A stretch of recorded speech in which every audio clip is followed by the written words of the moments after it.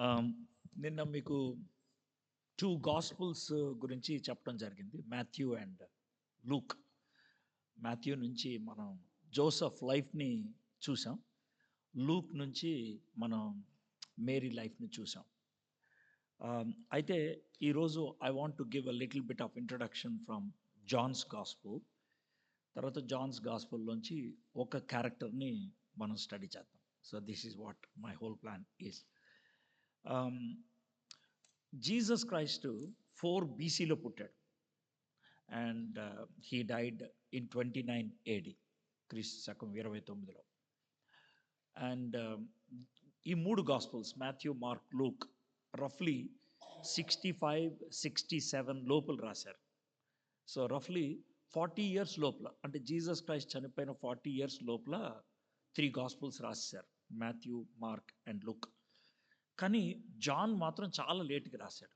చాలా లేట్‌గా అంటే 92, 93 ఆ టైంలో రాశాడు జాన్స్ గాస్పుల్. అంటే 60 ఇయర్స్ తర్వాత. జాన్స్ గాస్పుల్ రాసేటప్పటికి జీసస్ క్రైస్ట్‌ని చూసిన వాళ్ళు, జీసస్ క్రైస్ట్‌తో మాట్లాడిన వాళ్ళు చాలా కొద్దిమంది అయిపోయారనమాట. వెరీ ఫ్యూ పీపుల్, కొద్దిమందే ఉన్నారు. కాబట్టి they had some strange questions Jesus Christ గురించి. కొంతమంది ఏమని అడిగారంటే, "ఏవండీ is he really God? How do I know?" అని అడిగారు. కొంతమంది ఎలా అడిగారంటే, ఆయన అసలు ఈ చరిత్రలో ఉన్నాడా అని కూడా అడగటం జరిగింది. So both questions were asked అనమాట. అడిగినప్పుడు John was writing this gospel. మీరు మిగిలిన గాస్పుల్స్‌కి, జాన్ గాస్పుల్‌కి ఒక డిఫరెన్స్ చూస్తారు. మిగిలిన గాస్పుల్స్ అయితే ఒక క్రోనాలజీలో రాసుకుంటూ వచ్చారనమాట. అంటే ఒక లైఫ్ స్టోరీ రాసుకుంటూ వస్తారే, అట్లా రాసుకుంటూ వచ్చారు.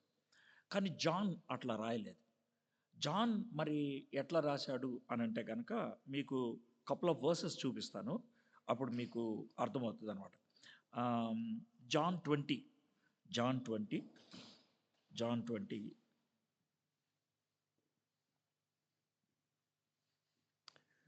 30, 31 ఈ 2 వచనాలు చూద్దాం. 30 చూద్దాం. Now Jesus did many other science in the presence of the disciples which were not return in this book. యేసుప్రభు వారు చాలా అద్భుతాలు చేశారు. అవన్నీ నేను రాయలేదు. జాన్ చెప్తున్నాడు, నేను అన్నీ రాయలేదు. ఇంకా ఈ జాన్ గాస్పెల్‌లో చివరి వచనంకి వచ్చేప్పటికి ఏమంటాడంటే, యేసుప్రభు చేసిన కార్యాలన్నీ రాస్తే ఇందుట్లో గ్రంథాలు సరిపోవని అంటాడు. సో అన్నీ జరిగాయి. కానీ నేనేం చేశానంటే, జాన్ చెప్పే మాట, నేనేం చేశానంటే, నేను ఐ పిక్డ్ అప్ సమ్, కొన్ని పికప్ చేసుకున్నాను. అవి ఎన్ని అనేది మళ్ళీ నీకు చెప్తాను. అయితే ఎందుకు పికప్ చేసుకున్నాడు అన్న దానికి 31 చెప్తున్నాడు. 31 బట్ దీస్ వర్ రిటన్. నేను ఇవెందుకు పికప్ చేసుకున్నాడంటే, so that you may believe that Jesus is the Christ. యేసు క్రీస్తు, యేసు క్రీస్తు అని మీరు నమ్మునట్లు, Son of God, and by believing you may have life in his name. ఇప్పుడు జాగ్రత్తగా వినండి. ఇప్పుడు ఒకవేళ మహాత్మా గాంధీ గారు ఈరోజు ఉన్నారనుకోండి. మహాత్మా గాంధీ గారి యొక్క పాస్‌పోర్ట్ మనం తీసుకున్నాం అనుకోండి. దాంట్లో మహాత్మా అనే మాట కనబడదు. మహాత్మా అనే మాట కనబడదు. గాంధీ ఒకటే ఉంటది. ఎందుకనంటే మహాత్మా అనేది ఆయనకిచ్చిన టైటిల్. అది ఆయన పేరు కాదు. అదే విధంగా చిరంజీవి గారి పాస్‌పోర్ట్ తీసామనుకోండి. మెగాస్టార్ అనే మాట ఉండదు దాని మీద. ఎందుకంటే మెగాస్టార్ అనేది ఆయనకిచ్చిన టైటిల్. చిరంజీవి ఆయన పేరు. అదే విధంగా జీసస్ క్రైస్ట్ ఈరోజు ఉంటే ఆయన పాస్‌పోర్ట్ మీద జీసస్ ఒక్కటే ఉంటది. క్రైస్ట్ ఉండదు. ఏ అనంటే క్రైస్ట్ అనేది ఆయనకిచ్చిన టైటిల్ అది. జీసస్ అనేది ఆయన పేరు. మీరు తెలుగులో చూసినట్లయితే యేసు దేవుని కుమారుడైన క్రీస్తు అని మీరు నమ్మునట్లు. యేసు అనేది ఆయన పేరు. దేని దేవుని కుమారుడైన క్రీస్తు అని మీరు నమ్మునట్లు. అసలు క్రీస్తు అంటే ఏంటండి? మనకి తెలుగులో లేని పదం అది. తెలుగులో క్రీస్తు అని రాసాం మనం. అది తెలుగు పదం కాదు. క్రీస్తు, క్రిస్టస్ అనేది గ్రీక్ మాట. క్రిస్టస్ అన్న మాటకి అర్థం ఏంటి అనంటే కనుక, ప్రత్యేకంగా పంపబడినవాడు, అభిషేకంతో పంపబడినవాడు, పైనుండి వచ్చినటువంటి వాడు, ప్రత్యేకమైనటువంటి పని మీద వచ్చినటువంటి వాడు. అది క్రీస్తు అనేది.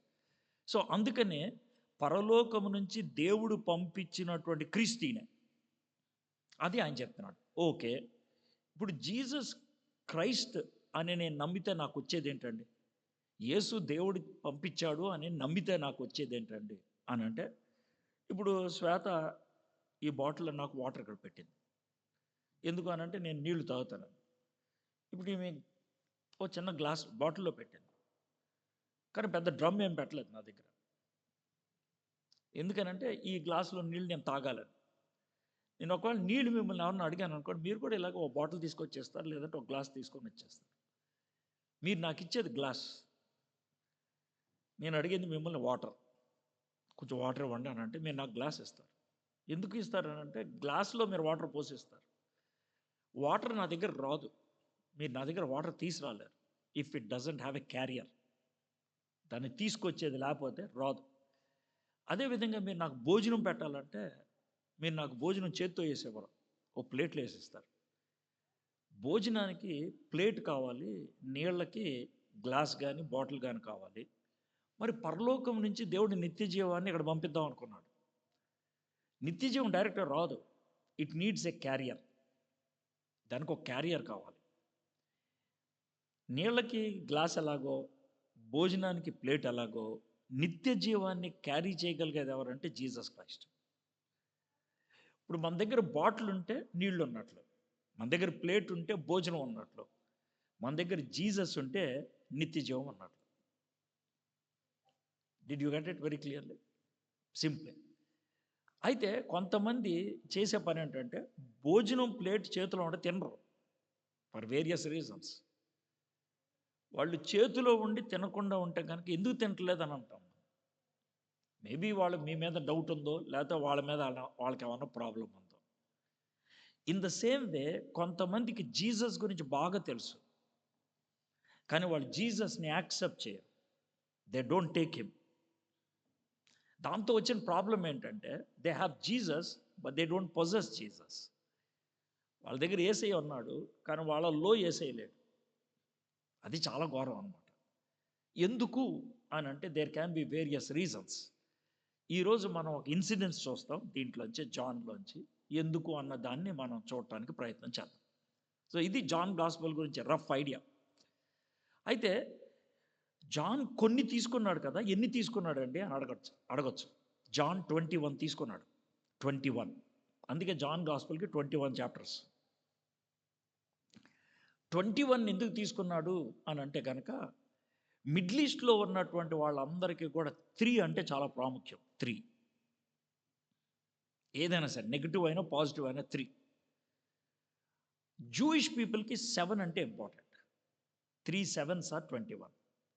సో జాన్ ఏం చేశాడంటే 3 కేటగిరీస్లో ఒక్కొక్క కేటగిరీకి 7 తీసుకున్నాడు. 3 7s are 21. 3 కేటగిరీస్ ఈజీగా గుర్తుపెట్టుకోవచ్చు మీరు. Category number 1 sign, SIGN. నీటిని ద్రాక్షారసముగా మార్చటం, ఇది మొదటి సూచన అని ఉంటుంది బైబిల్లో, ఏది యోహాను సువార్త. కాబట్టి ఆ విధంగా 7 సైన్స్ ఉన్నాయి. నీటిని ద్రాక్షారసంగా మార్చటం, చనిపోయినటువంటి లాజర్ని లేపటం, 5 రొట్లు 2 చేపలు అనేక మందికి పంచిపెట్టడం, యాయీరు కుమార్తెని స్వస్థపరచడం, 38 సంవత్సరాలుగా జబ్బుతో ఉన్నవాడిని బాగు చేయటం, పుట్టుకతో గుడ్డోడు ఉంటాడు వాడిని స్వస్థపరచడం. All these are 7 signs. Sign అంటే మీకు అర్థమవుతుంది కదా. సైన్ అంటే ఏంటంటే ఇప్పుడు మనకి గ్లాస్గో వెళ్తున్నాం అనుకోండి, ఒక రోడ్డు మీద వెళ్తా ఉంటే సైన్ బోర్డు ఉంటుంది, ఇట్లాగని గ్లాస్గో అని ఉందనుకోండి. ఆ బోర్డు దగ్గర ఉంటే మనం ఆ ఊరు వెళ్ళం, ఆ బోర్డు చూపించే డైరెక్షన్లో వెళ్తే కనుక మనం వెళ్ళగలుగుతాం. You can understand.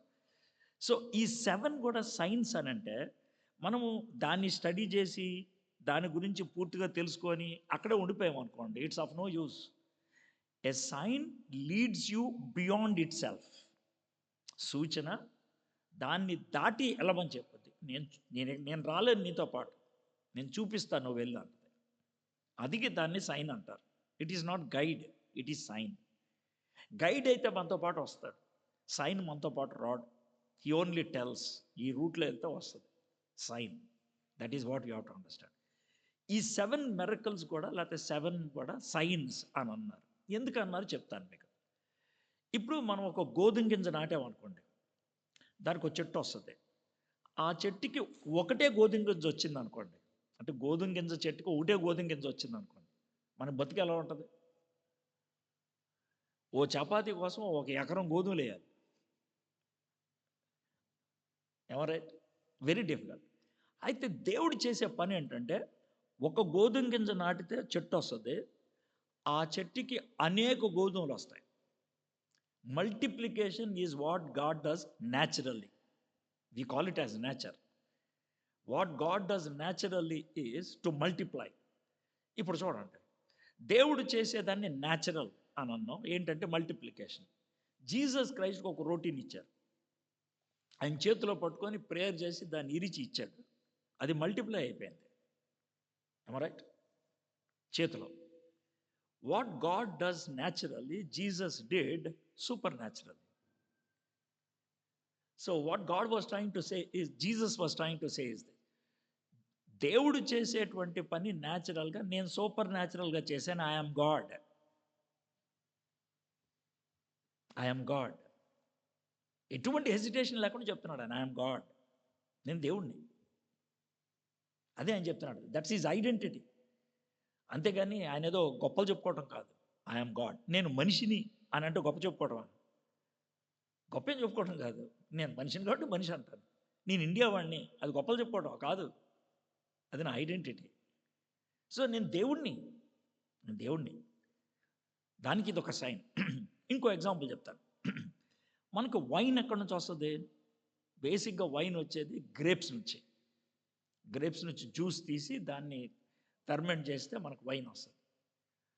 అయితే గ్రేప్స్కి జ్యూస్ ఎక్కడి నుంచి వస్తుంది అంటే అది చెట్టుకి వస్తుంది. చెట్టుకి గ్రేప్కి జ్యూస్ ఎందుకు వస్తుంది అంటే, చెట్టుకి వేళ్ళు ఉంటాయి. వేళ్ళు భూమిలో ఉన్నటువంటి వాటర్ని సక్ చేసి ఆ వాటర్ని ఈ ఎడ్జెస్కి పంపిస్తే, ఈ ఎడ్జ్కి అది ఫ్రూట్లో ఆ వాటర్ని జ్యూస్గా మార్చదు. సో ఆ జ్యూస్ నుంచి మనకు వైన్ వస్తుంది. సో బేసిక్గా వైన్ ఎక్కడి నుంచి వస్తుంది అంటే వాటర్ నుంచి. దాని బిగినింగ్ ఏంటంటే వాటర్, ఎండింగ్ ఏంటంటే వైన్. వాటర్ దగ్గర నుంచి వైన్ న్యాచురల్గా రావాలంటే ఒక 12 years పడుతుంది. అందుకని ముందు వాటర్ రావాలి, అది గ్రేప్ అవ్వాలి, దాన్ని క్రష్ చేయాలి, ఓ 2-3 ఏళ్ళు క్రష్ ఫెర్మెంట్ చేయాలి, అప్పుడు మన దగ్గరకు వస్తే అది వైన్ అవుతుంది. సో వాటర్ నుంచి వైన్ రావాలంటే 12 years యావరేజ్న పడుతుంది. దాన్ని న్యాచురల్ అంటారు. What God does naturally in 12 years, Jesus did in a second. మీకు అర్థమైందా? Hope you understood very slowly. ఇది కూడా అర్థం కాకపోతే ఎంఎస్ మానేసి ఇంటికి వెళ్ళిపోండి. ఇంతకంటే స్లోగా ఎవడు చెప్పడు. Okay, this is super natural. So all the 7 signs మీరు తీసుకుంటే కనుక మీకు అర్థమయ్యేది ఏంటంటే, అయ్యా నేను దేవుణ్ణి కాబట్టి దేవుడు న్యాచురల్గా మీకు ఏదైతే చేస్తున్నాడో దాన్ని నేను సూపర్ న్యాచురల్గా చేసి చూపించా. I'm God. 7. ఇది మొదటి కేటగిరీ, 7 signs. ఈ 7 signsకి అనుబంధంగా, అంటే దానికి అటాచ్డ్గా దెర్ ఆర్ 7 statements. 7 statements. ఈ 7 statements కూడా ఈ గ్రీక్లో అయితే కనుక ఒక పదంతో స్టార్ట్ అవుద్ది, ఈగో ఎమి అని. ఈగో ఎమి అంటే ఐ యామ్. మన భాషలో అయితే నేనే అని జీసస్ క్రైస్ట్ 7 times కొన్ని పదాలు ఉపయోగించాడు. ఆ పదాలు ఉపయోగించినందుకు యూదులకి కోపం వచ్చింది. ఈడు మెంట్లోడా అని కూడా అనుకున్నారు. అది ఎలా ఉంటుందంటే, నేను స్కాట్లాండ్కి వచ్చిన తర్వాత అర్థమైందా, నేనే స్కాట్లాండ్ ప్రైమ్ మినిస్టర్ని అంటే ఎలా ఉంటుంది, నేను ఇంగ్లాండ్ వెళ్ళి వస్తున్నాను, నన్నే కింగ్ చేశారు బ్రిటన్కి అని అంటే ఎలా ఉంటుంది, నన్ను పిచ్చోడు అనుకుంటాను. అర్థమైంది కదండి. సో జీసస్ క్రైస్ట్ చేసిన స్టేట్మెంట్లు అలాంటి నేనే జీవజలాన్ని, నేనే పరలోకానికి మార్గాన్ని, నేనే పునరుద్ధానాన్ని, ఇలాంటి స్టేట్మెంట్లు వేసాడు ఆయన. స్టేట్మెంట్లు వేస్తే కనుక కోపం వచ్చింది. అరే ఈ స్టేట్మెంట్ నువ్వు వేయకూడదురా, దేవుడు వేయాలి అని అంటే, లేదు నేను దేవుడిని నేను వేసాను అన్నాడు. అందుకనే కపుల్ ఆఫ్ టైమ్స్ ఆయన రాళ్ళతో కొట్టి చంపేద్దామని కూడా అనుకున్నారు. So 7 signs and 7 statements link ఉంటాయి అన్నమాట. తర్వాత 7 ఇంకోటి ఏముందంటే, మూడోది conversations, 1-on-1 conversations. First conversation మనకి నికోదేముతో ఉంటుంది. సెకండ్ కాన్వర్జేషన్ మనకేమో సమరయ స్త్రీతో ఉంటుంది. తర్వాత తోమాతో, పేతురుతో. So you have 7 conversations total. ఈ కాన్వర్జేషన్ వన్ ఆన్ వన్ ఉండేది, అంటే ఒక్కళ్ళతో చేసినటువంటి యొక్క సంభాషణ. It led to a serious conclusion. నికోదేముతో సీరియస్ కంక్లూజన్, సమరయ స్త్రీతో ఒక సీరియస్ కంక్లూజన్. ఆ కంక్లూజన్లో హూ ఇస్ జీసస్ అనేది మనకు అర్థమవుతుంది అనమాట. సో ఇవి టోటల్ 21 అండి. 21, 7 signs, 7 statements and 7 conversations, 21 totally. And they give us what is gospel, and that is Jesus Christ. Okay, so మీరు ఇంత ఇంట్రడక్షన్ నేను ఇచ్చిన తర్వాత నా యొక్క ఇంటెన్షన్ ఏంటంటే, if you really want to do అంటే do a good Bible study daily basis, you take John gospel. మొత్తం అధ్యాయాలు చదివేద్దు. Take one incidence. ఆ ఇన్సిడెన్స్ని కొంచెం స్టడీ చేయండి. Can I get anything out of it? ఆ ఒక్క ఇన్సిడెన్స్ని ఒకరోజు చదవద్దు, 7 రోజులు చదవండి. అంటే జాన్ గాస్పల్ 21 చాప్టర్స్ ఉన్నాయిగా, 21 into 7, 147 days పడుతుంది, 6 months. No problem. అప్పుడు మీకు కొంచెం వస్తుంది. మీకు బైబిల్ మొత్తం పూర్తిగా చదివేస్తే మీకు ఎవడో సర్టిఫికెట్ అవ్వడం, ఆ సర్టిఫికెట్ పరలోకానికి ఏం తీసుకెళ్ళరు. ఇప్పుడు మీరు వీసాకి అప్లై చేసినప్పుడు డాక్యుమెంట్స్ ప్రజెంట్ చేయాలి కదా. పరలోకానికి డాక్యుమెంట్స్ ఏం ప్రజెంటేషన్ లేవు.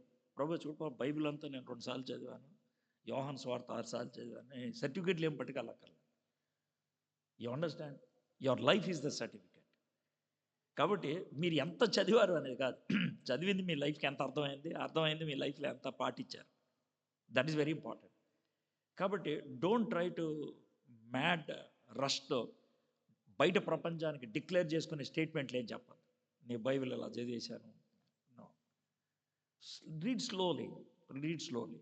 ట్రై టు, అంటే బైబిల్ చదివితే ఎట్లా ఉండాలంటే, ప్రతిరోజు బైబిల్ చదువుతాం కదా, బైబిల్ చదివితే ఎట్లా ఉండాలంటే, after finishing your study you need to have a take away. అంటే మీకు అర్థమవుతుంది కదా, టేక్ అవే అంటారు. You need to have a take away. ఆ రోజుకి నేను చదివిన పాసేజ్లోంచి is there a take away? Is there something which will stick on to me? Will there be something that will come with me? Take away. That's very much important. So ఇది background. ఈ బ్యాక్గ్రౌండ్లో John 5th చాప్టర్లోకి వద్దాం. John 5, 1 to 16 ఉన్నటువంటి ఈవెంట్ని నేను మీతో కలిసి study చేస్తాను. John 5 చాలా ఫేమస్ ఇన్సిడెంట్స్ అండి. అంటే ఒకవేళ మీరు సండే స్కూల్కి వెళ్ళేవాళ్ళు అయితే మీరు ఫస్ట్ దినాల్లో వినే స్టోరీల్లో ఇదొక స్టోరీ ఉంటుంది. అంత ఫేమస్ స్టోరీ ఏంటనంటే, జీసస్ క్రైస్ట్ బెతస్తా అనే ఒక పూల్ దగ్గరికి వచ్చాడు. ఆ పూల్ దగ్గర 38 years నుంచి ఒక ఆయన జబ్బుతో పడున్నాడు. వాడిని స్వస్థపరిచాడు. అది సాబత్ రోజు. నిన్ను ఎవడ్రా మంచం ఎత్తుకొని నడవమని అన్నాడు. జీసస్ అన్నాడు. ఇంకా అప్పుడు జీసస్ మీద కోపం వచ్చింది వీళ్ళకి, సాబత్ రోజు ఈయన ఇలా చేశాడని. కాబట్టి జీసస్ని చంపేయడానికి ప్లాన్ వేయటం మొదలుపెట్టారు. ఇదే అండి story. There is nothing new. మొత్తం అంతా చెప్పేశాను నేను. So when you read Bible for the first time, this is the story you will get. అయితే కపుల్ ఆఫ్ టైమ్స్ అంటే ఆ బాధాన్ని మీరు లిటరల్గా తీసుకోవద్దు. Maybe 20 times, maybe 25 times. నెమ్మదిగా చదువుకుంటూ వెళ్తూ ఉండి మీకు వచ్చిన థాట్స్ అన్నీ రాసుకుంటూ వెళ్తూ ఉంటే then you can get lot of information out of it. Bible స్టడీకి క్రాస్ రెఫరెన్స్లు అవసరం లేదు మనకి. తప్పులేదు, క్రాస్ రెఫరెన్స్ వద్దు అంటలేదు, అవసరం లేదు అంటున్నాను, టు గెట్ ద బేసిక్స్. ఎందుకంటే పరిశుద్ధాత్ముడు జాన్ ద్వారా ఈ గాస్పుల్ రాసినప్పుడు ఆ పక్కన 644 రాయి అని ఏమంటావు హోలీ స్పిరిట్. అవి లేకపోయినా మనకు అర్థం అవుతుంది, అది ఉంటే బెటర్ అర్థం అవుతుంది, ఎందుకంటే ఇంకేం లేదు, లేకపోయినా మనకు అర్థం అవుతుంది. As simple as that. Okay, so ఇప్పుడు మనం అది చూద్దాం. 5th chapter 1st verse నుంచి. అటు తర్వాత యూదుల పండుగ ఒకటి వచ్చెను గనుక యేసు యెరూషలేమునకు వెళ్ళాను. మనకు అవసరం లేని ఇన్ఫర్మేషన్ ఏంటో చెప్తాను నేను. కొంతమంది ఆర్గ్యుమెంట్లు డిబేట్లకు వెళ్ళేది దేనికో చెప్తాను నేను ఈ వచనంలోంచే. ఏంటనంటే, అటు తర్వాత యూదుల పండుగ ఒకటి వచ్చెను గనుక యేసు యెరూషలేమునకు వెళ్ళెను. ఇప్పుడు కొంతమంది ఆర్గ్యూ చేసేది ఏంటంటే, సార్ ఇది ఏ పండగ? ఒకడు పస్కా పండుగ అంటాడు. కాదు సార్ ఇది 7 వారాల పండుగ. కాదు సార్ ఇది సుక్కోతు. కాదు సార్ నాకు బాగా తెలుసు రొట్టెల పండుగ. ఇది కొట్టుకునేటువంటిది. ఓ మాట చెప్తాను చూడండి. ఆ పండక్కి ఏమన్నా ఇన్ఫర్మేషన్ ఇంపార్టెంట్ అనుకుంటే దేవుడే రాయిపించిండేవాడు. ఆ పండగ ఏంట్రా? ఏ పండగ అయితే పండగకి వచ్చాడు బస్ అంతే. If festival is not that important or feast is not that important, God will not clarify that. అవసరం లేని దాని గురించి కొట్లాడుకొని ఆ పండగ ఏంటి అని కొట్లాడుకోవాల్సిన అవసరం లేదు. It's one of the fees. అయితే ఒక్క మాట చెప్తాను, కొంచెం లిటిల్ బ్యాక్గ్రౌండ్లోకి వెళ్తే 3 ఫెస్టివల్స్కి లేకపోతే 3 ఫీస్ట్కి జూయిష్ మెన్ అంతా కూడా జెరూసలేం టెంపుల్కి వచ్చి దేవుణ్ణి ఆరాధించి వెళ్తారు. That must be one of these 3. అందుకనే జీసస్ కూడా జెరూసలేంకి వచ్చాడు. నా వర్స్ 2, యెరూషలేంలో గొర్రెల ద్వారం దగ్గర హెబ్రీ భాషలో బెతస్తా అనబడిన ఒక కోనేరు కలదు. దానికి 5 మంటపములు కలవు. You know Jerusalem is a city and there is also a temple. అదొక సిటీ, ఒక టెంపుల్ కూడా ఉంది. సిటీకి టెంపుల్కి కలిపి చుట్టూ వాల్ ఒకటి ఉంటుంది. ఆ వాల్కి 12 డోర్స్ ఉంటాయి. 12 గేట్స్ ఉంటాయి. Will be 12 gates. ఈ ప్రతి గేట్కి పేరు ఉంది. పెంట గుమ్మము, నీటి గుమ్మము, గొర్రెల గుమ్మము, ఈ విధంగా ప్రతి గేట్కి పేరు ఉంది. There is a name for that. ఇది ఎక్కడుంది అంటే గొర్రెల ద్వారం దగ్గర ఉంది అంటున్నాడు. By the by, total Jerusalem city 11 acres. అర్థమైందా మీకు? 11 acres అంతే. ఇది జరుగుతున్నప్పుడు టైంలో 11.25 acres. దావీదు కొన్న స్థలము 11.25 acres కొన్నాడు. అది ఆయన చేసింది. 11.25 acres కొని అది యెరూషలేము దావీదుపురం అన్నారు, ఎందుకంటే ఆయన కొన్నాడు కాబట్టి. తర్వాత ఏమో దాని మీద సాలమన్ టెంపుల్ కట్టడం అంతా జరిగింది. That you know that. కాబట్టి it's not a big place. అంటే మనం ఎడిన్బరో లాగా ఆలోచిస్తే, హైదరాబాద్ లాగా ఆలోచిస్తే ఓ పెద్ద సిటీ కదా, ఎక్కడికి వెళ్ళి ఎతకాలి అనే పెద్దదేం ఉండదు. 11 ఎకరాలు ఒక కాలనీతో సమానం, అంతకంటే చిన్నదే. దాని చుట్టూ ఒక గోడ, ఆ గోడకి 12 ద్వారాలు. ఆ 12 ద్వారాల్లో ఒక ద్వారం పేరు గొర్రెల ద్వారం, షీప్ గేట్. ఆ గేట్కి దగ్గర ఈ పూల్ ఉందన్నాడు. బై ద బై, పూల్ అంటే పువ్వు కాదు. పూల్ అంటే అద్దం కాదు, దువ్వెన కాదు. పూల్ అంటే ఒక చిన్న ఇది కాదు. పూల్ అంటే ఒక కొలను, కోనేరు.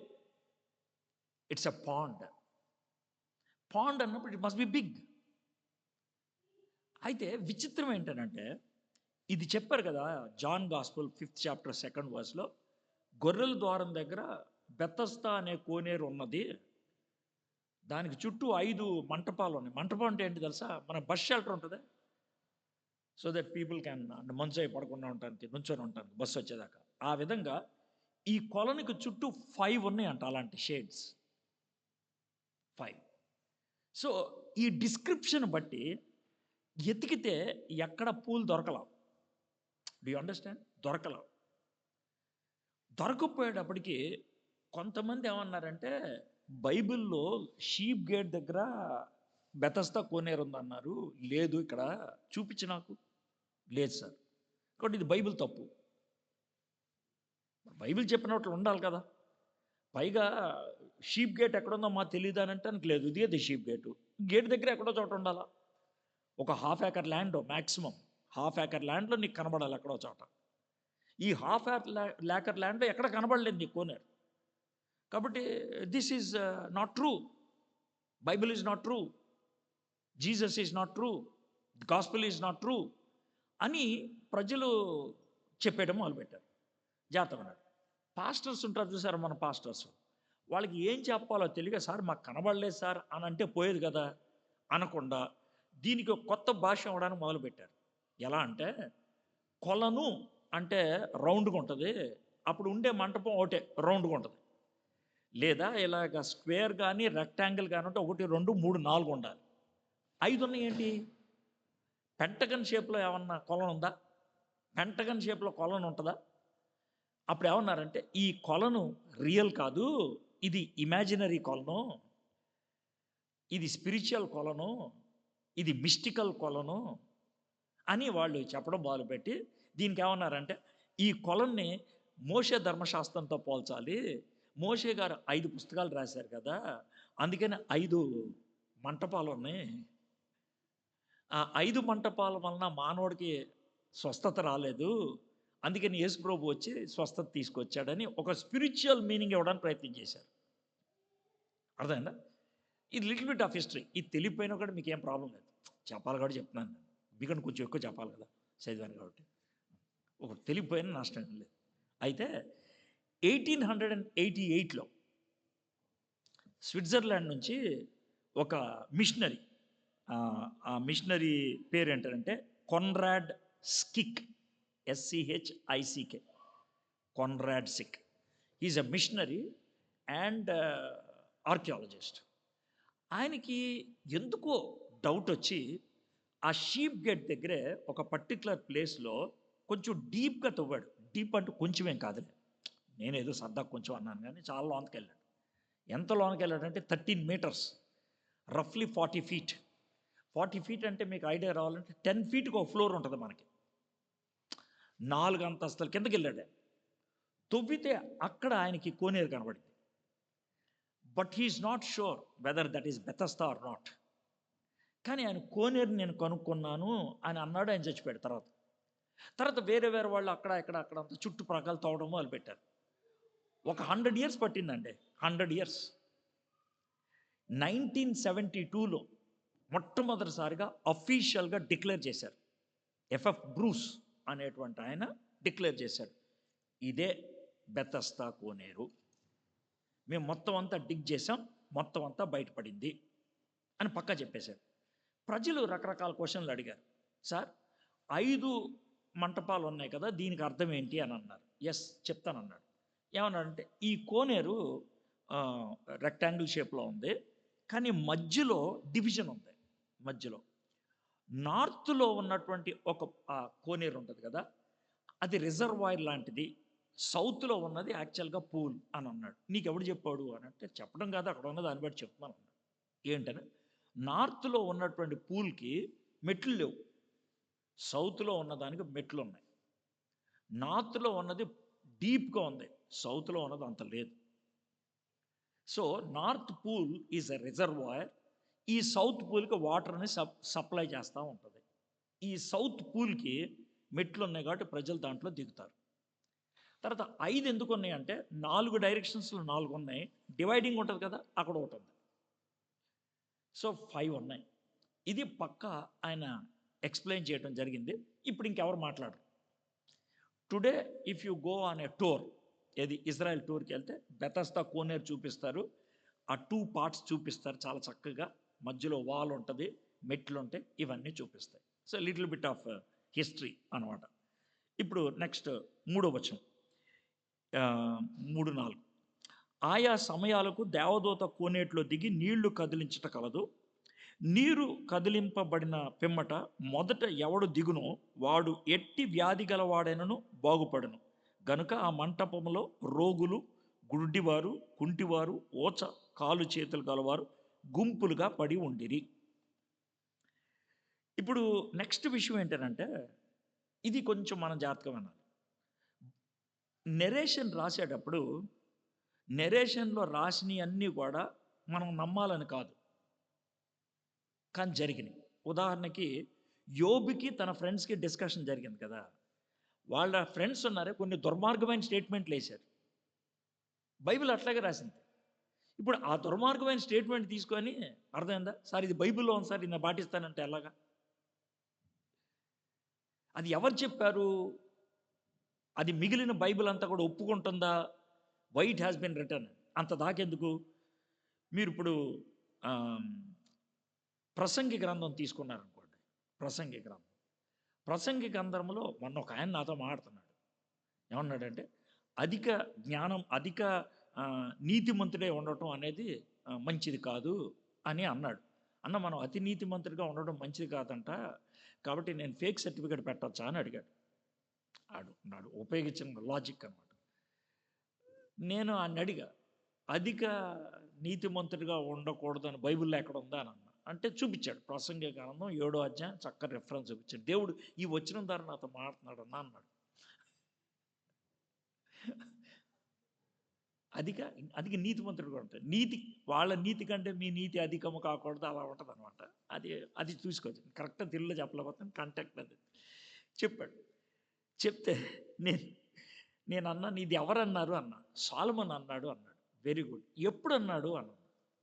అంటే తెలీదు అన్నా అన్నాడు. జాగ్రత్త వినబాయ్. సొలొమోన్ గారు 3 పుస్తకాలు రాశారు. దేవుడు జ్ఞానం అనే వరం ఆయనకి ఇచ్చినప్పుడు జ్ఞానంతో రాసింది సామెతలు. దేవుడితో బాగా చక్కగా ఉంటున్నప్పుడు ఆయన రాసింది పరమగీతాలు. దేవుడికి దూరం అయిపోయి 700 భార్యలు 300 ఉంపుడు గత్తుల్ని మేనేజ్ చేసుకుంటూ రోజు తాగి తందనాలాడి 700 వైఫ్స్ 300 కాంకబైన్స్ పెట్టుకొని ఇష్టం వచ్చినట్లు జీవించి దేవుడి నుంచి దూరం అయిపోయి దేవతల్ని అందరినీ కొలిసేసిన తర్వాత towards the end of his life realization వచ్చి ఇదంతా నాకేం సాధించింది అని తెలిసినప్పుడు రాసింది ప్రసంగి. Do understand? That is the context. ఈ ప్రసంగి గ్రంథంలో మొదటి 10 చాప్టర్స్లో తాను దేవుడికి దూరంగా ఉన్నప్పుడు తను బతికేలా ఉందో రాశాడు. సమస్తము వ్యర్థమే, మీనింగ్లెస్. 11th చాప్టర్కి వచ్చేప్పటికి రియలైజేషన్కి వచ్చి, యవనుడా నీ యవన కాలం ముందు నీ సృష్టికర్తను ఎరుగుము అని దగ్గర నుంచి రాశాడే. That is realization. కాబట్టి రియలైజేషన్ కాకముందు ఇచ్చిన స్టేట్మెంట్లు అవి అంటే ఎలా ఉంటాయంటే, ఓ తాగుబోతు వచ్చి ఇష్టం వచ్చినట్టు మాట్లాడారు అనుకోండి, సార్ అది తాగినాడు సార్ వదిలేండి సార్ అంటారు కదా. కాబట్టి ప్రసంగి గ్రంథంలో మొదటి 10 అధ్యాయాల్లో ఉన్న స్టేట్మెంట్లో లైట్ తెలుసుకోలేదు లేదు సార్. మరి ఎందుకు బైబిల్లో పెట్టారు అని అంటే కనుక, దేవుడికి దూరమైన వాడి యొక్క ఫిలాసఫీ ఎలా ఉంటుందో అక్కడ కనబడుతుంది. అందుకని అది వేశారు. You understand? సో కాబట్టి బైబిల్లో చెప్పినప్పుడు వాళ్ళు ఏం నమ్మారో అది చెప్పారు. వీళ్ళు ఏం నమ్మారంటే దేవదూత ఒకడు వస్తాడని, నీళ్లు కదుపుతాడని, నీళ్లు కదిపినప్పుడు ఆ టైంలో ఎవడు ఫస్ట్ దిగుతాడో ఆడికి స్వస్థత వస్తుందని అని నమ్మారు. సరే, అసలు నిజంగా దేవదూత వస్తాడు, ఎందుకు వస్తాడు పెచ్చకపోతే? మరి ఏంటి సార్ ఇదే? How do you take this అంటే, నీళ్లు కదిలేయి, గాలి ఉండేది కాదు, నీళ్లు కదిలేయి, కంటికి ఎవడ కనబడేవాడు కాదు. మనిషి చెడ్డోడైతే దెయ్యం కదిపింది అంటాడు, మంచోడైతే దేవత కదిపింది అంటాడు. వీళ్ళు అందుకే అన్నారు దేవదూత కడిపాడు.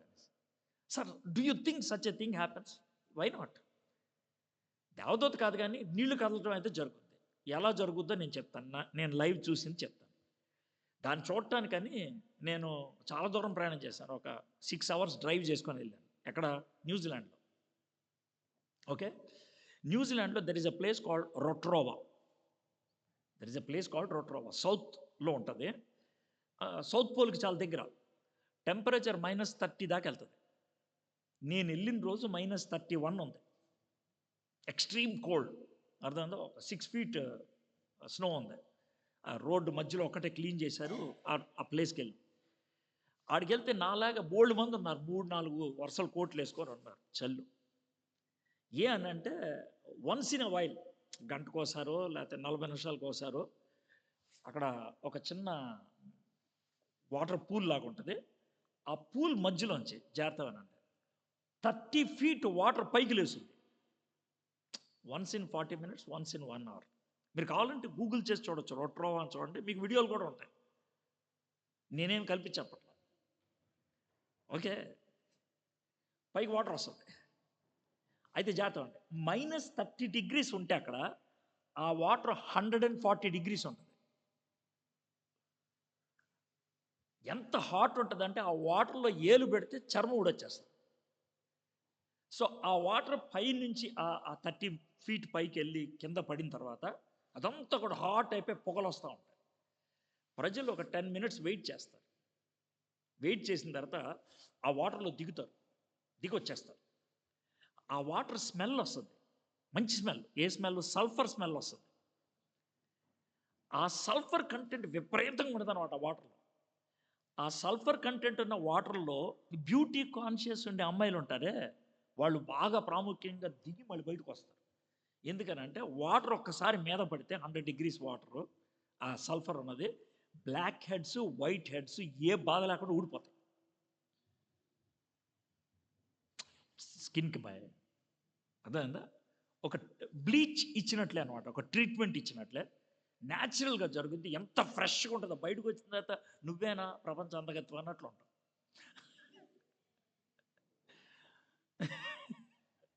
అర్థమైందా? So that is it. So ఆ విధమైనది ఏదో ఉంటుంది, some kind of water spring once in our. నేను రొట్రోవా గురించి చెప్పాను. I saw 2 more.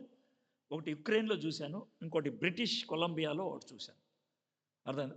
బ్రిటిష్ కొలంబియాలో అయితే రిడ్జ్ అనే హోటల్ కట్టారు, దానికి అటాచ్గా. ఆ రిడ్జ్ అనే హోటల్లో ఇక్కడ నుంచి హాట్ వాటర్ అక్కడికి తీసుకెళ్ళి అక్కడ వాటర్ని కంట్రోల్ చేసి అందుట్లో దిగి స్నానం చేయాలంటే డబ్బులు కట్టమని అడుగుతారు. నేను పక్కా డీటెయిల్స్ చెప్తున్నాను. సో ఎందుకంటే that water has natural healing ability అన్నమాట. హీలింగ్ అనే మాట నేను ఉపయోగిస్తున్నాను కానీ treatment ability. So maybe something like that is there. So అందుకని అక్కడ ప్రజలు వచ్చి కూర్చుంటున్నారు. ఇదండి విషయం. You understood? అయితే నెక్స్ట్ ఏమైందో చూద్దాం. అక్కడ 38 ఏండ్ల నుండి వ్యాధి గల ఒక మనుష్యుడు ఉండేది. There is one fellow who was sick for 38 years. ఇంకో మాట, వీడి ఏజ్ 38 years కాదు, వాడి sickness age 38 years. He might be more than 38. నాకు తెలియదు ఆడ ఏజ్ ఎంతో, 50 years, 60 years, what ever it is, that's is age. అయితే వీడి సిక్నెస్ ఏజ్ జీసస్ ఏజ్ కంటే పెద్దది. ఎందుకంటే జీసస్ వీడి దగ్గరికి వచ్చినప్పుడు జీసస్ ఏజ్ 30 years. అర్థమైందా? వాడి సిక్నెస్ ఏజ్ 38 years. వాడు డైలాగ్ వేస్తే ఏమని వెళ్ళి తెలుసా? రే, నా జబ్బు వయసు నీ వయసు కంటే పెద్దదిరా అంటాడు. మనకు అర్థం డైలాగ్ చెప్తాను. ఈ sick for that long, 38 years నుంచి ఆయన సిక్గా పడి ఉన్నాడు. అక్కడ చాలామంది ఇన్వాలిడ్ ఉన్నారన్నారు కదా, అంటే చాలామంది జబ్బులు ఉన్నవాళ్ళు. నా ఉద్దేశ ప్రకారం ఈజ్ ద సీనియర్ మోస్ట్ ఏం ఆడ పడున్నవాడు. ఇవన్నీ ఇన్ఫర్మేషన్ ఎందుకు ఇస్తున్నానంటే మీకు తర్వాత తెలుసు. ఓకే, ఆయన he was there like that. ఇప్పుడు 6వ వచనం. యేసు వాడు పడి ఉండుట చూచి వాడు అప్పటికి బహుకాలం నుండి ఆ స్థితిలో ఉన్నాడని ఎరిగి, యేసు ప్రభు వారు he has so many people there, Jesus Christ. ఆ పూల్ దగ్గర చాలామంది ఉన్నారు, మేబీ 100 ఉన్నారు, 200 ఉన్నారు. జీసస్ క్రైస్ట్ ఆ పూల్ దగ్గరకు వచ్చి స్ట్రైట్ అవే వీడి దగ్గరకు వచ్చాడు. ఎందుకు వీడి దగ్గరకు వచ్చాడు అని అంటే, మామూలుగా బయట ప్రకారం ఆలోచించి వీడు చాలా ముసలాడు కాబట్టి వాడి దగ్గరకు వచ్చాడేమో, చాలా సిగ్గున్నాడేమో వాడి దగ్గరకు వచ్చాడేమో, ఇవి మనకు ఉపయోగించేటువంటి లాజిక్. అర్థమైందా? బట్ ఒకవేళ జీసస్ దగ్గరికి వెళ్ళి, జీసస్ అంతమంది ఉన్నారు కదా, వాడి దగ్గరికి ఎందుకు వెళ్ళావు? నా ప్లీజ్ జాగ్రత్త ఉన్నాడు. ఇక్కడ నుంచి మీకు బాగా షాకింగ్ ఉంటుంది. It's going to apply to you. Jesus వాడి దగ్గరికి ఎందుకు వెళ్ళావంటే, నా తండ్రి ఆడి దగ్గరికి వెళ్ళమన్నాడు. వాట్? తండ్రి ఆడి దగ్గరికి వెళ్ళమన్నాడు అంటే నువ్వు తండ్రి ఎవరి దగ్గరికి వెళ్ళమంటావు? వాళ్ళ దగ్గరికి వెళ్తావా? ఎస్, అంతే. నా తండ్రి ఆకర్షించకపోతే వాళ్ళు నా దగ్గరికి రారు. John 6:44.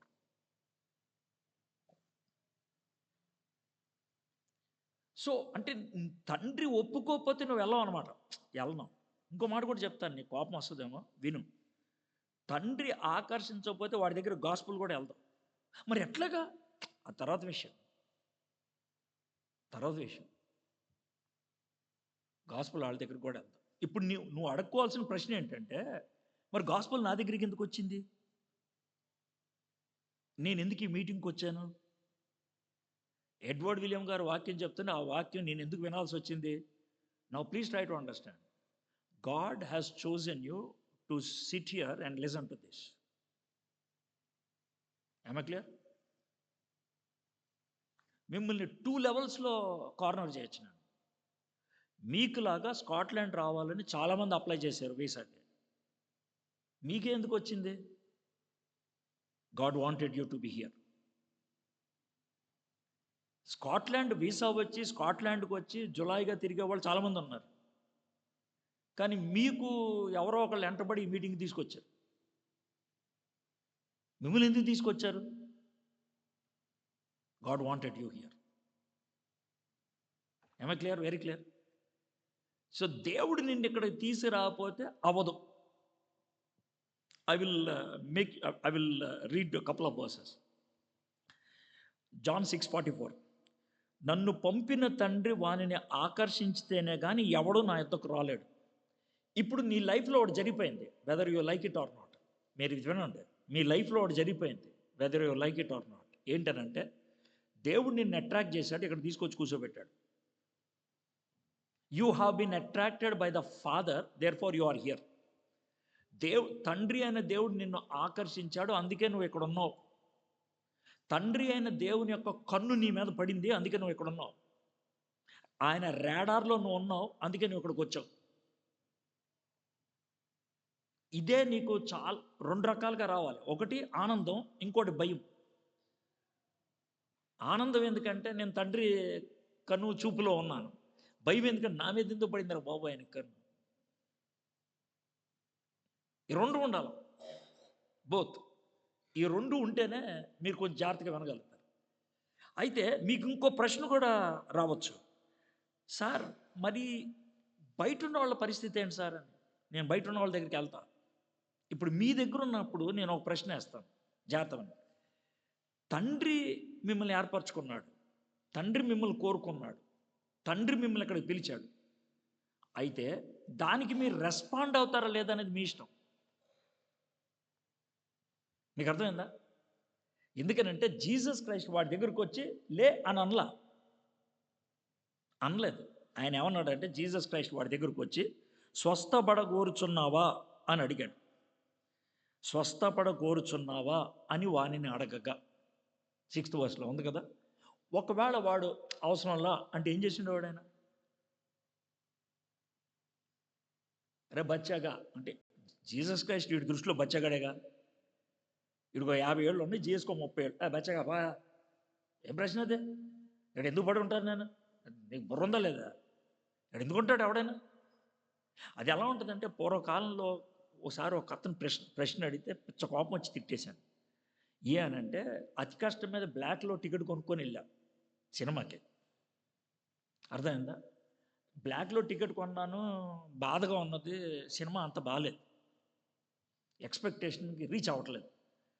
ఇంటర్వెల్లో టీ సమోసా తినడానికి వస్తాం కదా, ఎరా సినిమాకి వచ్చామని అడిగాడు అనుకో అక్కడ ఎవడన్నా. ఎలా ఉంటుంది ప్రశ్న? ఇప్పుడు మీకు అర్థమైందా? సినిమా హాల్లో ఇంటర్వెల్ టైంలో లోన క్యాంటీన్లో టీ తాగుతున్నవాడిని సినిమాకి వచ్చావంటే సినిమా రాబోతే లోనకి ఎవడొస్తాడు?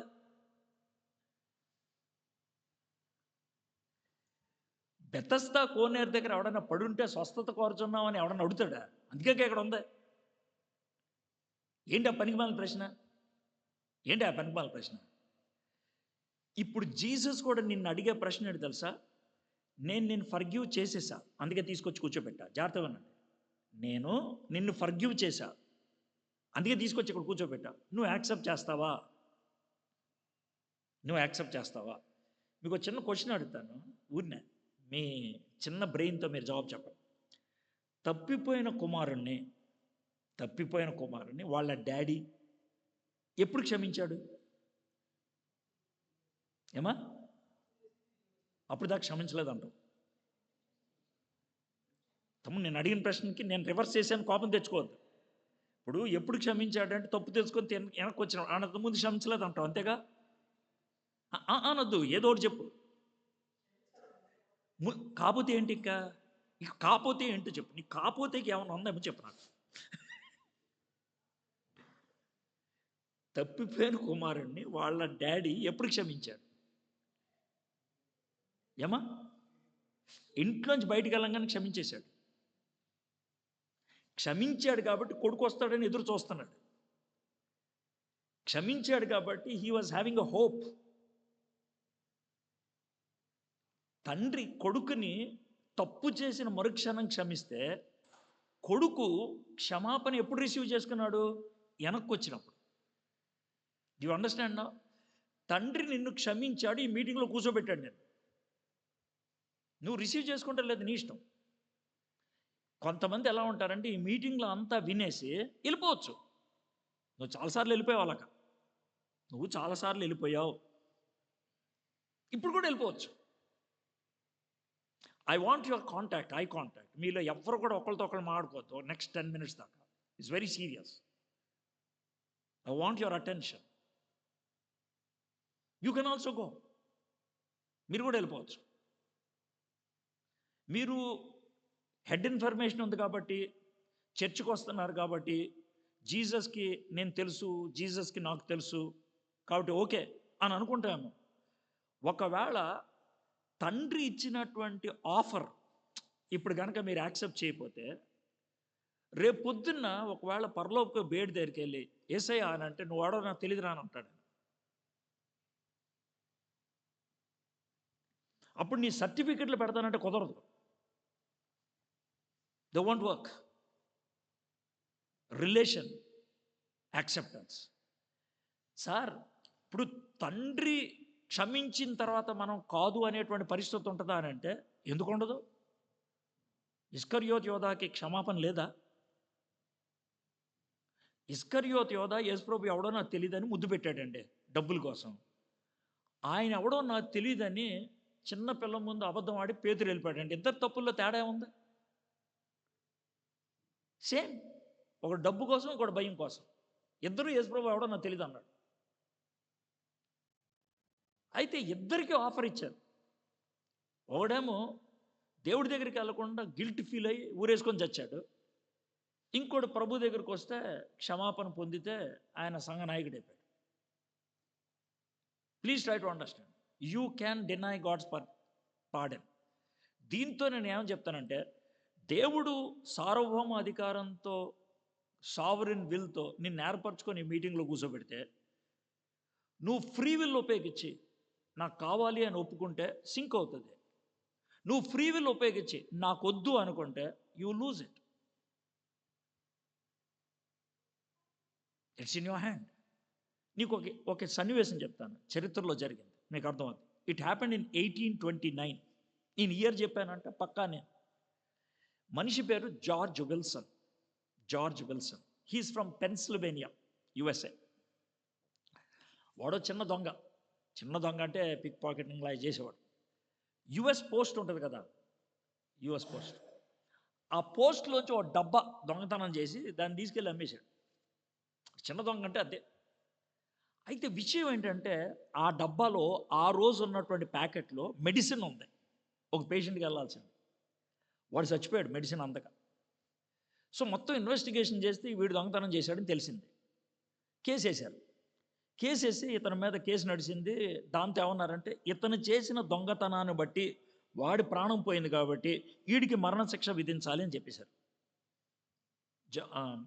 జార్జ్ విల్సన్కి. సో 14 days టైం ఇచ్చారండి. ఈ 14 daysలో ఈ జార్జ్ విల్సన్ ఫ్రెండ్స్ అందరూ ఉంటారు కదా, వాళ్ళు అంతా కుమ్మగుడి ఒక పెద్ద లెటర్ రాశారు. ఎవరికి? American president Andrew Jackson. ఆ టైంలో రాసి, ఇది సార్ పరిస్థితి, వాడికి ఏదో ఒకటి చేయండి సార్, శిక్ష ఇవ్వండి, మేము కాదనట్లేక, మరీ మరణశిక్ష ఏంటండి అని అన్నారు. ఆండ్రూ జాక్సన్ ఇదంతా చూసి he wrote a pardon letter and cent it to governor of Pennsylvania. ఆ గవర్నర్ ఏమో మేయర్కి పంపించాడు. మేయర్ ఏమో జైల్ ప్రెసిడెంట్కి జైల్ ఆఫీసర్ పంపించాడు, ప్రిజన్ ఆఫీసర్. ప్రిజన్ ఆఫీసర్ ఆ లెటర్ తీసుకొని జార్జ్ విల్సన్ రూమ్కి వెళ్ళి, వాడు జైల్లో ఉంటాడు కదా, తలుపు కొట్టి, రే నీకు గుడ్ న్యూస్ రా అన్నాడు. ఏంటని అన్నాడు. నీకు పార్డన్ లెటర్ పంపించాడు ప్రెసిడెంట్ అన్నాడు. అంటే అర్థం ఏంటన్నాడు. నువ్వు క్షమిస్తున్నాడు, నువ్వు హ్యాపీ కదా అంటే, ఇప్పుడు ఆయన క్షమిస్తే నాకు వచ్చేది ఏంటి అన్నాడు జార్జ్ విల్సన్. అదేంటి, నువ్వు దీన్ని యాక్సెప్ట్ చేసి సంతకం పెడితే నేను బయటికి పంపించవచ్చు అన్నాడు. నాకు అవసరం లేదన్నాడు. Do understand? నాకు అవసరం లేదన్నాడు. ఇప్పుడు ఈ జైలు అధికారికి ఏం చేయాలో అర్థం కావట్లేదు. వీడిని ఊరేసేసాడు అనుకో, అమెరికన్ ప్రెసిడెంట్ నుంచి నోటిఫికేషన్ వస్తుంది, నేను చంపొద్దాను అనుకో, ఎందుకు చంపామంటాడు. ఈయన చంపలేదు అనుకో, నేను ఎందుకు చంపట్లేదు, నన్ను 14 రోజులు చంపుతా అన్నావుగా అంటాడు. You understand? Is in a real tough situation. ఆ టైంలో American Supreme Court judge John Marshall ఆయన దగ్గరికి వెళ్ళి, బాబు నాకేం అర్థం కావట్లేదు, ఏం చేయాలో చెప్పండి sir, president of America is involved in this అని అంటే, ఆయన మొత్తం అంతా కేసు స్టడీ చేసి, sir I want to give a declaration, జాగ్రత్త వినండి అన్నాడు. ఇది you can find it in Google exactly word to word. A pardon is a piece of paper. క్షమాపణ అది ఒక కాగితం మొక్క. If it reaches the right person in right time and he receives it, it's pardon. సరైన వ్యక్తి సరైన సమయంలో వస్తే అతను రిసీవ్ చేసుకుంటే it's pardon. If not it has to go into trash bin అన్నాడు. లేదనంటే దాన్ని తీసి చెత్తకుండీలో పడేయండి అన్నాడు. ఇప్పుడు నేను పాడిన లెటర్ అంటే మీలో చాలామంది క్లిక్ కాదు. మీకు అర్థమయ్యేది ఒకటి చెప్తాను. మీ నాన్నగారికి ₹1,00,000 చెక్ రాసి పంపించావు. డాడీ 2 వీక్స్ టైం ఉంది. ఈ 2 వీక్స్‌లో బ్యాంక్‌కెళ్ళి ఇది ఇస్తే మీకు సంతకం పెట్టి ₹1,00,000 ఇస్తారని చెప్పారు. ఆయన ఎళ్ళ. 15థ్ డే అరే! మరి నువ్వు ఏదో చెక్ పంపించావు ఎళ్ళమన్నావు అని అంటే, డాడీ 14 డేస్‌లో ఎళ్ళలేదురా. ఇప్పుడు ఏం చేయమంటావు? ఆ చెక్ తీసుకొని నలిపేసి చెత్తకుండీలో పడేయంటావు. Do you understand? ఎక్స్‌పైర్ అయిపోయింది అది. It's of no use. దేవుడు నిన్ను క్షమించాను అని నీకు మెసేజ్ పంపించాడు. అవునా ప్రభా! ఐ రిసీవ్ దట్ అని అనాలి. అవసరం లేదు నాకు అనాలి. లేదు సార్ నేను కొన్ని రోజులు అబ్జర్వ్ చేస్తానంటే ఎక్స్‌పైర్ అవుద్ది. నువ్వో ఆ లెటరో.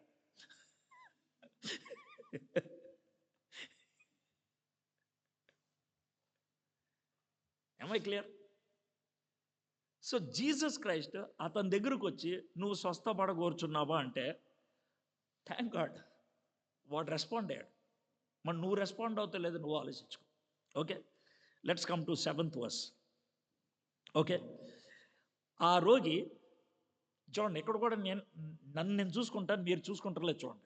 రోగి అయ్యో నీళ్లు కదిలింపబడినప్పుడు నన్ను కోనేటిలోనికి దించుటకు నాకు ఎవడనూ లేడు గనక నేను వచ్చినంతలో మరి ఒకడు నాకంటే ముందుగా దిగునని ఆయనకి ఉత్తరం ఇచ్చాను. జీసస్ని వీడు అర్థం చేసుకోవాలి పాపం. వాడు ప్రాబ్లం చెప్తున్నాడు. అయ్యా ఏం లేదయ్యా, నేను అక్కడికి వెళ్ళి పడే లోపల ఎవడో ఒకటి పడిపోతున్నాడయ్యా, నువ్వు నాకు నిజంగా హెల్ప్ చేస్తావా? అయితే నా పక్కనే ఉండు, నీళ్లు కదిలినప్పుడు నన్ను తోసే. అది ఆయన అడిగింది. జీసస్ క్రైస్ట్ని హెల్ప్ అడిగాడు. మీకు అర్థమవుతుందా? జీసస్ని హెల్ప్ అడిగాడు. హీల్ చేయమని అడగల, హెల్ప్ అడిగాడు. అర్థం. మనలో చాలాసార్లు మన ప్రేయర్స్ అలాగే ఉంటాయి. ప్రభా నాకు కొంచెం చిన్న హెల్ప్ చేసి పెట్టు ప్రభా, ఈ టెస్కోలో నాకు జాబ్ వచ్చింది అనుకో, కంఫర్టబుల్గా ఉంటుంది ప్రభా అని మనం we give details to Jesus Christ. ఎంత గలీజ్గాళ్ళం అంటే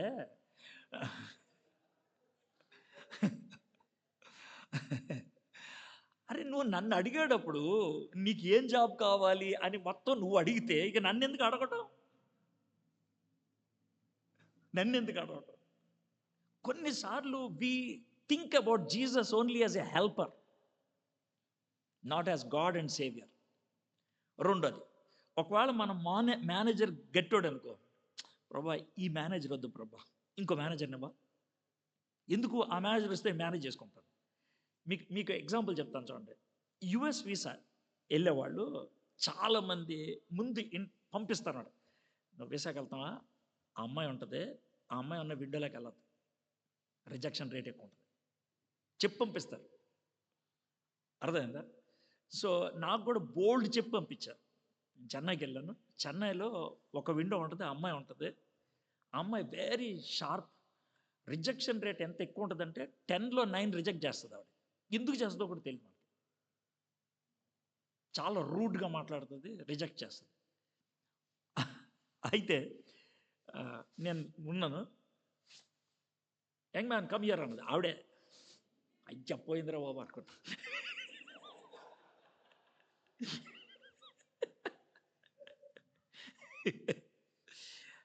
అంటే are you going to US? Yes madam. Who invited you అంటే I'm with CBN. CBN has invited me. Oh, CBN has invited you. You know CBN's boss? Yes, madam. I work with him. Papers అన్ని చూసింది, CBN boss సంతకం పెట్టడం చూసింది. Pat Robertson. You know Pat Robertson? Yes, madam. I work with Pat Robertson. Wow. Say hello to him. Okay? అని సంతకం పెట్టి పంపిస్తాను. అయిపోయింది. అంటే నా ప్రార్థన, ప్రభా ఈ విండో వద్దు ప్రభా, ఈ విండో వద్దు, ఇది నా ప్రార్థన. అప్పుడు లిటరల్గా చెప్తున్నా, my original prayer, I'm not hiding anything. ప్రభా నీ కృప ఉంటుంది, ఆ అమ్మాయి విండో వద్దు. దేవుడు ఏం చెప్పాడంటే నా కృప ఉంటుంది, ఆ అమ్మాయి ఉండేకో పంపిస్తా, నీకు పైన రేట్లు చూస్తా. That is my grace. We ask God for favour. We ask God for help. దేవుణ్ణి ఫేవర్ అడగకూడదండి, దేవుణ్ణి హెల్ప్ అనకూడదు, దేవుణ్ణి సొల్యూషన్ అడిగారు. You solve this, I don't know how you're going to do it, you solve it. దేవుడి దగ్గరికి వెళ్ళి నువ్వు డీటెయిల్స్ చెప్తే కనుక పిచ్చెక్కుద్ది. నువ్వు డాక్టర్ దగ్గరికి వెళ్ళి, స్పెషలిస్ట్ దగ్గర, డాక్టర్ నాకు బీపీ ఎంత ఉంది, పొద్దున ఎంత ఉంది, మధ్యాహ్నం ఎంత ఉంది, నేను ఈ ట్యాబ్లెట్ వేసుకుంటే ఎంత అయింది, ఈ ట్యాబ్లెట్లు వేసుకుంటే తగ్గిపోతాయి అనుకుంటా, ఈ కంటిన్యూ చేయమంటారు అని డాక్టర్ దగ్గర చెప్తే బయటికి వెళ్ళిపోంటాడు.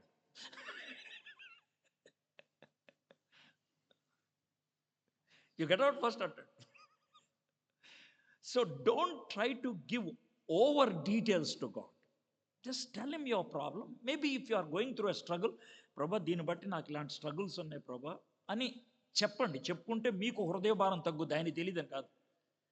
You pray to redeem your self, not to give information to God. God knows before you ask. Okay, సరే, ఈయన అడిగాడు. అడిగితే అప్పుడు జీసస్ క్రైస్ట్, యేసు 8వ వచనం, నువ్వు లేచి నీ పరుపెత్తుకొని నడుమని వానితో చెప్పగా. నేను స్లోగా చదివితే వచ్చేటువంటి థాట్స్ ఎలా ఉంటాయి చెప్తాను చూడండి.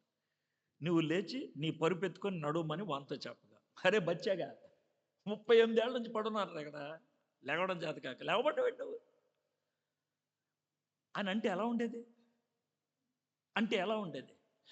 అంటే నేను ఈ మాట చెప్తే కనుక మీకు అర్థం కాదేమో, కానీ కొన్నిసార్లు మన హిస్టరీని గమనించి, కొన్నిసార్లు లాజిక్ని గమనించి, ప్రభా ఇదివరకు 10 మంది వెళ్ళారు, వాళ్ళకి పని అవ్వలేదు, ఆ రూట్లో నేను వెళ్తే పని అవ్వదు, నువ్వు నన్ను ఆ రూట్లో వెళ్ళమంటున్నావు ఏంటని అంటావు.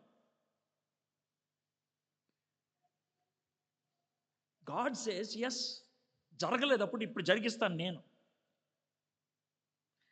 జరిగే రూట్లో పంపిస్తే కనుక నన్ను గుర్తించవు, జరగని రూట్లో పంపించి జరిగిస్తాను, అప్పుడు నేను చేశాను నీకు అర్థం అవుతుంది.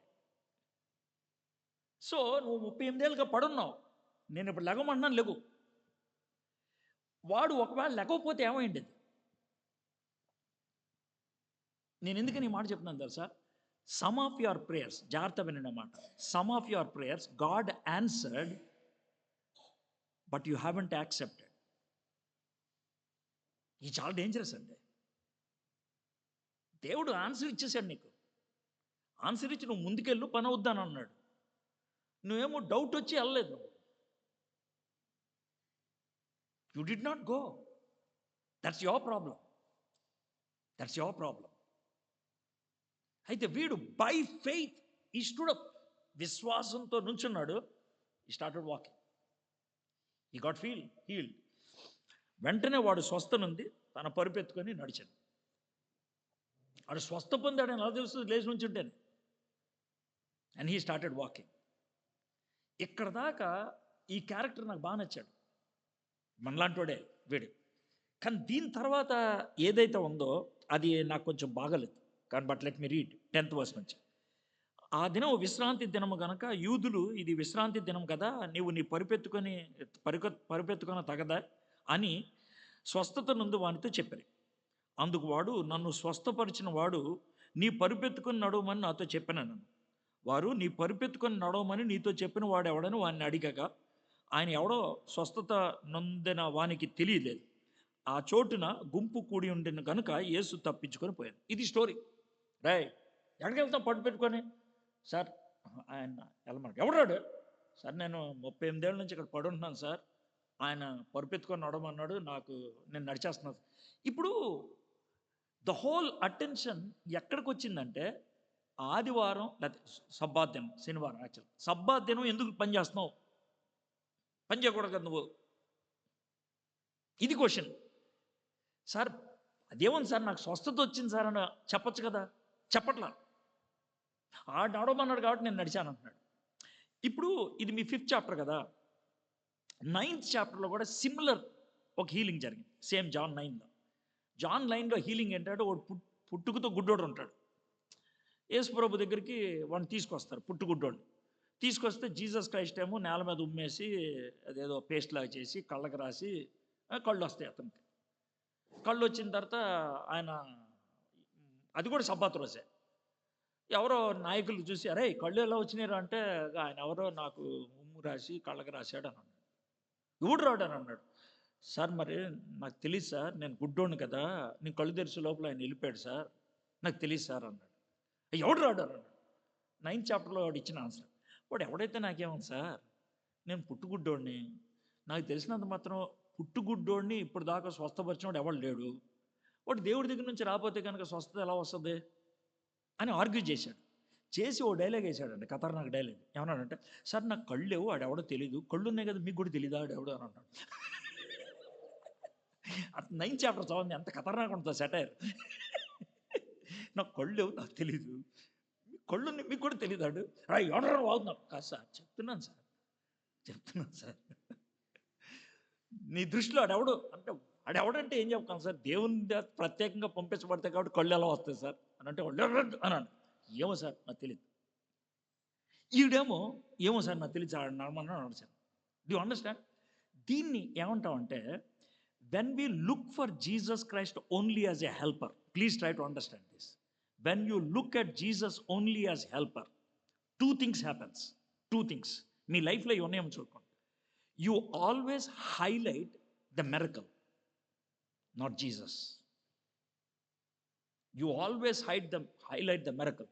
నా లైఫ్లో ప్రార్థన చేస్తే ఇది జరిగింది సార్, అది జరిగింది సార్, చాలా అద్భుతాలు చేశారు సార్, దేవుడు నాకు చాలా వాగ్దానాలు ఇచ్చారు సార్. యూ హైలైట్ వాగ్దానాలు, యూ హైలైట్ మిరకల్స్. దాంతో బేసిక్గా నువ్వు హైలైట్ చేసుకుంటుంది నిన్నే. రెండో కార్యం కూడా జరుగుతుంది. ఏంటి తెలుసా? ఇలాంటి హెల్ప్ దొరికిన తర్వాత విదిన్ ఫ్యూ డేస్ జీసస్ని మర్చిపోతాం. Within few days. కొంతమంది ఫ్యూ డేస్ దాకా కూడా ఉండరు. 10 మంది కుష్టి వ్యాధి కలిగిన వాళ్ళు జీసస్ దగ్గరికి వచ్చారు. అరే కొనడి దగ్గరికి వెళ్ళి కడుక్కుంటారా అన్నాడు. కడుక్కుంటే 10 మంది స్వస్థత పడ్డారు. 9 members దే వెంట్ అవే. ఒక్కడే వెనక్కి వచ్చాడు. Might be in your life you are like that. Lack of gratitude. కృతజ్ఞత లేదు. ఏ అనంటే, you wanted Jesus only as helper. నువ్వు నాకు హెల్ప్ చేసి వెళ్ళిపో, చాలు, తోసి వెళ్ళిపో. నీతో ఉంటే వద్దు, నువ్వు నాతో ఉంటే పెద్ద తలనొప్పి, నేను కొన్ని పనులు చేయాలి, నువ్వు ఉంటే నేను చేయలేను. I don't want you. నేను మళ్ళీ పిలుస్తాను, అప్పుడు రా. నాకు ప్రాబ్లం వచ్చినప్పుడు రా, వెంటనే వచ్చేసే. అప్పుడు ఎప్పుడు నాతో ఉండొద్దు. I don't want you to be with me. వీడు కూడా అదే కేటగిరీ. హెల్ప్ చేసే కదా, పో, వెళ్ళిపో, get lost. Are you like that? మీరు ఆల్రెడీ యూకే వీసా వచ్చింది, మీరు వచ్చారు ఇక్కడికి. బహుశా మీలో కొంతమంది ప్రార్థన చేసి ఉంటారు, ప్రభా నన్ను అక్కడ తీసుకెళ్ళండి. ఎక్కడికి వచ్చిన తర్వాత నానా తంటాలు పడి ఉంటారు. You might have prayed. God at various levels might have help you. After receiving the help, have you forgotten God? కృతజ్ఞత లేనటువంటి జీవితం జీవిస్తున్నావా? హిందువులు కనబడితే, ముస్లింలు కనబడితే ఏం డిబేట్ చేయాలి, ఎలా మాట్లాడాలి? నీ లైఫ్ ఉంటే మాట్లాడేదేంద్రా? నీ లైఫే మాట్లాడుతుంది. కృతజ్ఞత జీవితం నీకుంటే డిబేట్లు ఉండవు, క్వశ్చన్లకు ఆన్సర్లు ఉంటాయి. అది కూడా వన్ సైడెడే. నువ్వు ఎలా ఉండగలుగుతున్నావు? ఎట్లాగా ఆన్సర్ చెప్తే అయిపోద్ది. ఆవిడ ఎదురు కూడా చెప్పడం. ఎందుకంటే your life is the proof. నువ్వు ఎందుకు మందు కొట్టరా? ఇది కారణం. నువ్వు ఎందుకు సినిమాలకు వెళ్ళవరా? ఇది కారణం. నువ్వు ఎందుకు అమ్మాయిల జోలికి వెళ్ళవరా? ఇది కారణం. నువ్వు ఎందుకు పబ్బులకి అట్లా ఇట్లా తిరగవరా? ఇది కారణం. Your life will show that. అప్పుడు నువ్వు ఈవెంట్లు రెఫర్ చేయాల్సిన అవసరం లేదు, లైఫ్ని రెఫర్ చేయి. జీసస్ ఉన్నాడా లేదా అని ప్రూవ్ చేయక్కర్లేదు, నీ లైఫే చెప్తుంది. ఎందుకు నమ్ముతున్నావో చెప్తే సరిపోద్ది. If you give the reason, that's fine. వాడు అది చెప్పాడు, నాకు కళ్ళు లేవు, ఇప్పుడు కళ్ళు వచ్చాయి, ఆయన దేవుడు కాబట్టి ఈ పని ఎలా అవుద్ది అని అంటున్నాడు. See my life man. అది 9th చాప్టర్లో ఫెలో. 5th చాప్టర్లో ఫెలో ఏమో నాకు తెలీదు. అయితే జీసస్ క్రైస్ట్ వాడి దగ్గరికి వచ్చాడు, వీడి దగ్గరికి వచ్చాడు. 9th చాప్టర్ దగ్గరలో ఉన్న వాడి దగ్గరికి ఎందుకు వచ్చాడంటే, వాడిని సమాజం నుంచి బయటకు వచ్చారంట. Because he was so strong. Jesus అన్నాడు, కంగారు పడుతూ స్ట్రాంగ్ ఉండని చెప్పాడు ఆడుతూ. వీడితో ఏం చెప్పాడో చూద్దాం. అటు తర్వాత 14th verse. యేసు దేవాలయంలో వాడిని చూచి, ఇదిగో స్వస్థత నొందితివి, మరీ ఎక్కువ కీడు నీకు కలగకుండానట్లు ఇకను పాపం చేయకమని చెప్పగా, ఈ సెకండ్ స్టేట్మెంట్ ఉందే, మరి ఎక్కువ కీడు నీకు కలగకున్నట్లు ఇక నువ్వు పాపం చేయకుమని. అర్థమైంది కదా సార్? వీడికి ఫస్ట్ 38 ఇయర్స్ సిక్నెస్ వచ్చిందే, అది ఎందుకు వచ్చిందంటే ఇది ఇక్కడ అర్థమైపోతుంది. ఆడేదో దరిద్రమైన పాపం చేశాడు, అందుకు వచ్చింది.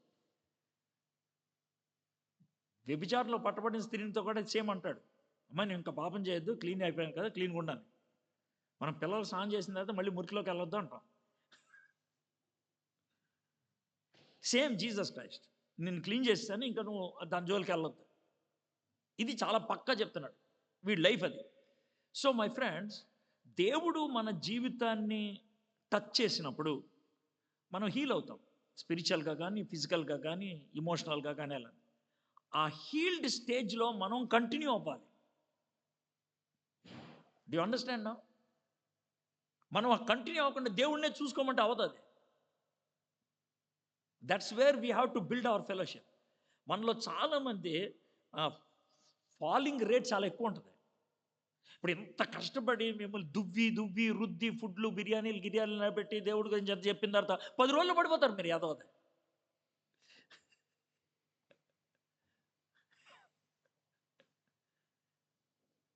పైగా మీరు ఏమన్నా చిన్నపిల్లల, యు ఆర్ క్రీమ్ అని ఎందుకన్నాను? ఎంఎస్ చదవడానికి ఇండియా నుంచి వచ్చేటువంటి కొద్ది మందిలో మీరు ఒకళ్ళు. You are the cream of the society. మీకు బుర్ర లేదా అంటే, బుర్ర లేకపోతే ఎంఎస్ సీట్ ఎందుకు వస్తుంది? వచ్చింది, మీకు బుర్ర ఉంది.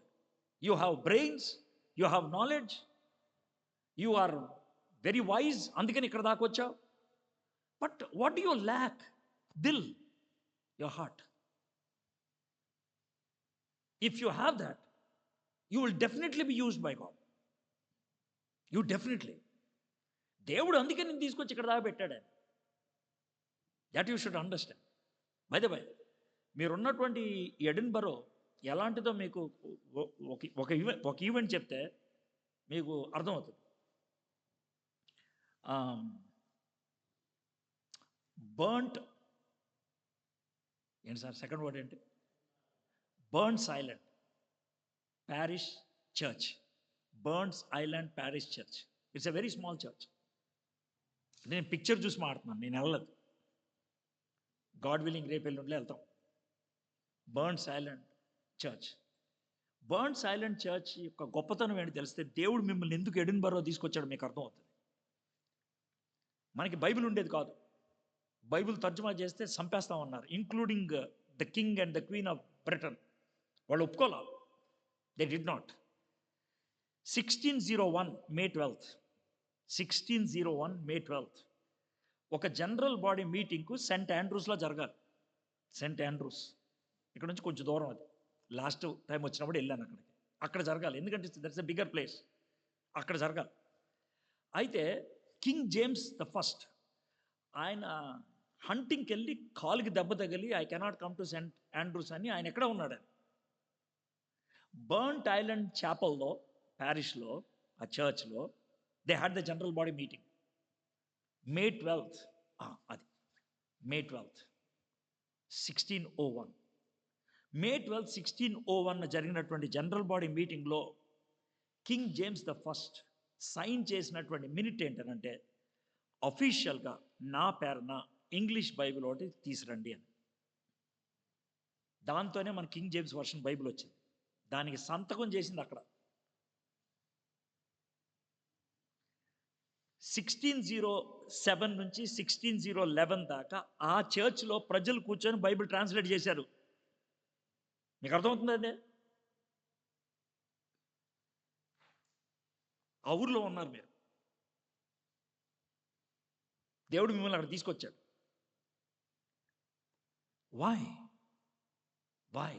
Why God is giving that experience to you? ఎందుకని ఆ ఎక్స్పీరియన్స్ ఇస్తున్నాడు దేవుడిని? That is the whole intention. సరే, ఈడికి ఏమని చెప్పాడంటే, అటు తర్వాత యేసు దేవాలయంలో వాడిని చూచి, ఇదిగో స్వస్థత నొందితివి, మరి ఎక్కువ కీడు నీకు కలుక్కున్నట్లు ఇక నువ్వు పాపం చేయకమని చెప్పగా, జీసస్ క్రైస్ట్ని పిలుస్తాను నేను. అప్పుడు జీసస్ ఒకసారి ఇట్లా, ఏంటా నువ్వు వాడిని స్వస్థపరిచావు కదా, వాడిని ఎందుకు స్వస్థపరిచావు అంటే తండ్రి వాడిని ఆకర్షించాడు, తండ్రి వాడి దగ్గరికి వెళ్ళమన్నాడు, అందుకే వాడిని స్వస్థపరిచాను అన్నావు కదా. అవును, నువ్వు కుర్చీ చేసుకొని కొంచెంసేపు కూర్చోవచ్చు కదా. ఏ అంటే కాళ్ళు నొప్పులు పెడతాయని కూర్చేసుకొని కూర్చోమంటున్నా. ఎందుకు కూర్చోమన్నావు ఇక్కడ? చాలామంది ఉన్నారు వరుసగా వస్తారు నీ దగ్గరికి, అందరిని స్వస్థపరిచేయచ్చు కదా. అప్పుడు జీసస్ అనే మాట తెలుసా, అలవాస్, నేను ఈ లోకంలో హీలర్ని కాదు, సేవియర్ని. నేను హీలర్ని కాదు మీ జబ్బులన్నీ తీసేయడానికి. నా యొక్క మెయిన్ జాబ్ అది కాదు. హీలింగ్ నేను చేస్తా, కానీ with a reason and with a purpose. ఒక కారణం ఉండాలి, ఒక ఖచ్చితమైన పరిస్థితి ఉండాలి. ప్రతివాడిని నేను స్వస్థపరచను. My main job is not healing. What is your main job? My job is saving. పాపం నుంచి రక్షించాలి. మరి ఆడిని ఎందుకు నువ్వు రక్షించావు, ఆడిని ఎందుకు స్వస్థపరిచావు? వాడు సీనియర్ కదా, జాగ్రత్తమేనండి. ఇప్పుడు మీ ప్రాజెక్ట్ ఏంటో అర్థం. వాడు సీనియర్ కదా, వాడిని స్వస్థపరిచింది ఎందుకు తెలుసా? ఆడు కుర్చీ చేసుకొని కూర్చుంటాడు ఇక్కడ, మిగిలిన వాళ్ళందరూ చెప్తాడని. వాడు ఇక్కడ కూర్చొని చెప్పాల్సిన పని ఏంటంటే, రే ఏంటి నీ కాళ్ళు? జీసస్ నాకు కాళ్ళు తీసుకొచ్చాడు. దేవుడు నిన్ను ఎందుకు లోనికి తీసుకొచ్చి వర్తమానంతో నీకు వినిపించాడంటే, ఈ ఎక్స్పీరియన్స్ నువ్వు బయట ప్రజలు చెప్పాలని. యు అండర్స్టాండ్ నా? నీ మీద దేవుడు గోల్ పెట్టుకుంటే నీ ద్వారా వాళ్ళ మీద గోల్ పెట్టుకున్నాడు ఆయన. అర్థమైందా? If you are not doing that, ఒకవేళ జీసస్ నీకు చేసినటువంటి మేలు కార్యాన్ని నాకు జీసస్ చేశాడు అని చెప్పటం జరగకపోతే ఏం జరుగుద్ది అనేది 15th verseలో ఉంది చూడండి. వాడు వెళ్ళి, ఎవడాడు? స్వస్థపడినవాడు, ఇంతకంటే దరిద్రుడు ఇంకోటి ఉన్నాడు. వాడు వెళ్ళి తన్ను స్వస్థపరిచిన వాడు యేసు అని యూదులకు తెలియజెప్పను. వాడు యూదుల నాయకుల దగ్గరికి వెళ్ళా, బాస్ ఏంట్రా మొన్న నన్ను క్వశ్చన్ చేశారు కదా సార్, సబ్బాతు రోజు మంచాలు ఎత్తుకొని వెళ్తాం ఏంట్రా, నీ మీద కేసేస్తామని. సార్ మీరు ఆడెవడో అని అడిగారు కదా సార్. సార్ వాడు ఆధార్ కార్డు ఇదే సార్, ఆడి ఫోటో ఇదే సార్, ఆడి పేరు ఇదే సార్, ఆ డీటెయిల్స్ ఇదే సార్, మొత్తం జీసస్ డీటెయిల్స్ ఇచ్చాడు. ఈడికి ఇస్కరియోతు యోధగా ఉన్న తేడా ఉందా?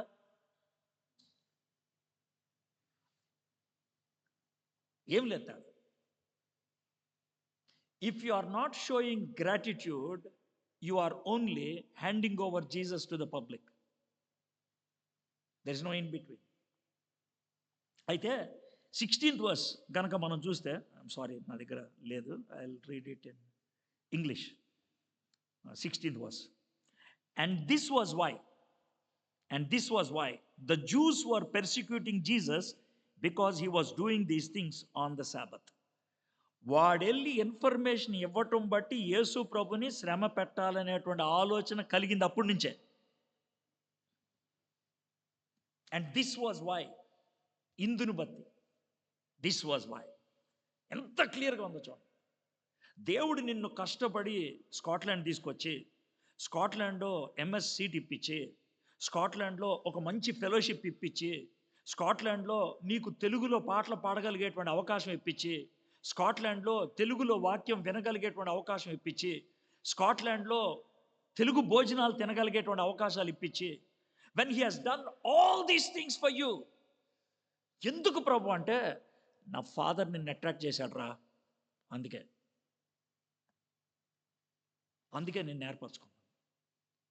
ప్రభా నన్ను ఇప్పుడు ఏం చేయమంటావు? నేను నిన్ను ఏర్పరచుకున్నాను కదా, లివ్ విత్ గ్రాటిట్యూడ్. ఇంకొక విషయం చెప్పి నేను ముగిచ్చేస్తాను.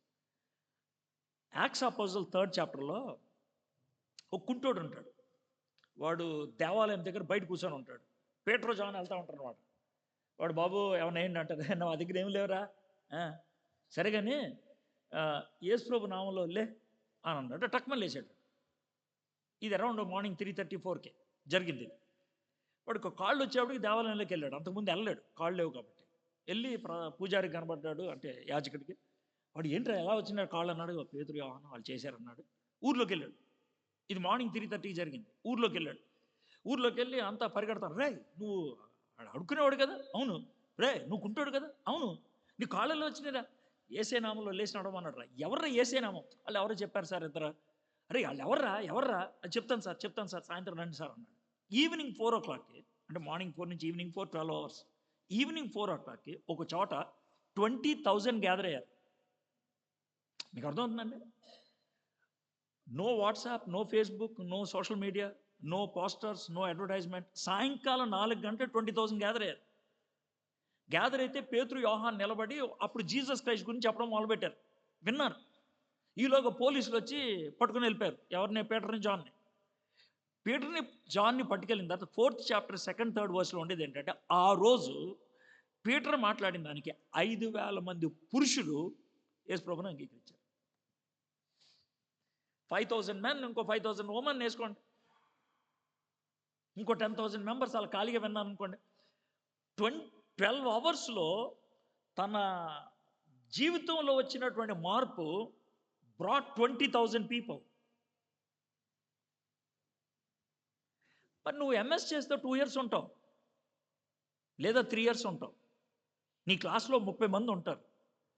కనీసం నీ క్లాస్ 30 మంది మీద కూడా నువ్వు ఇంపాక్ట్ చూపించలేకపోతే what is that you are doing my friends? నువ్వు ఒక ఆఫీస్లో పనిచేస్తున్నావు, లేదా టెస్కోలో పనిచేస్తున్నావు, లేదా ఒక మెక్డీలో పనిచేస్తున్నావు, ఎక్కడో చోట there will be 10 people working around you. Your life of gratitude towards Jesus Christ, if it is not able to impact 10 people in 6 months, what kind of life you are living?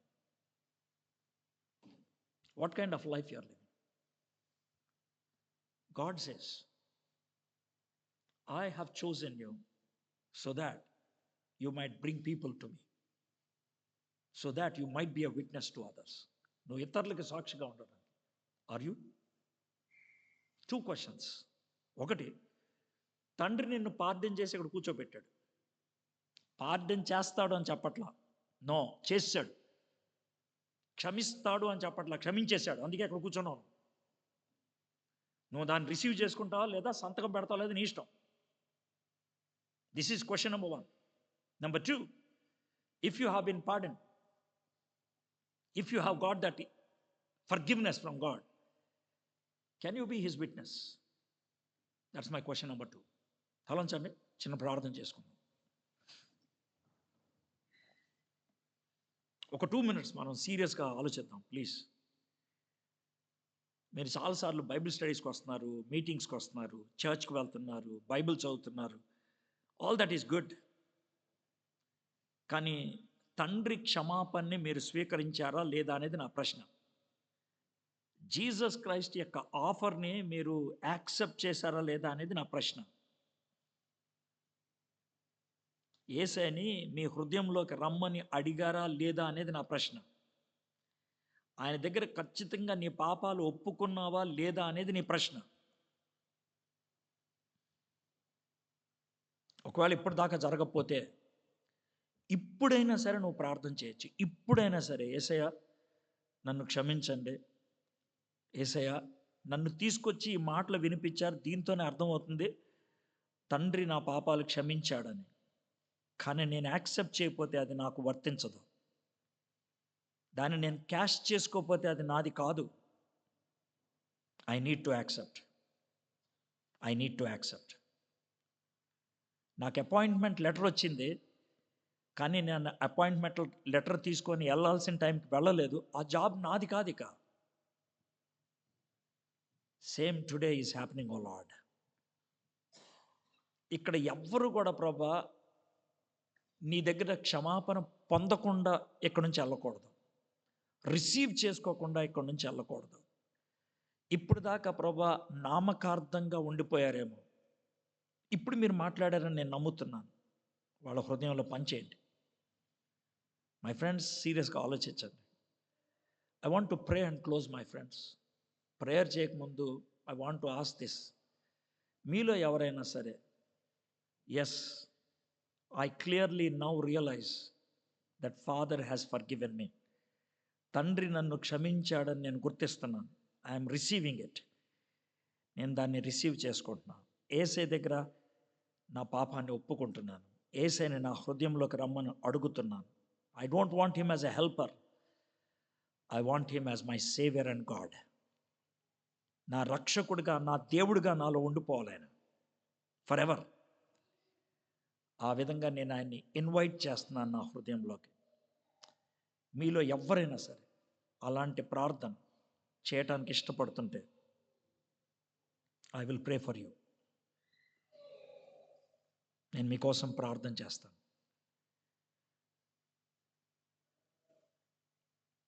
This is a definite choice, a deliberate choice. A decision that has to be taken wisely, intentionally.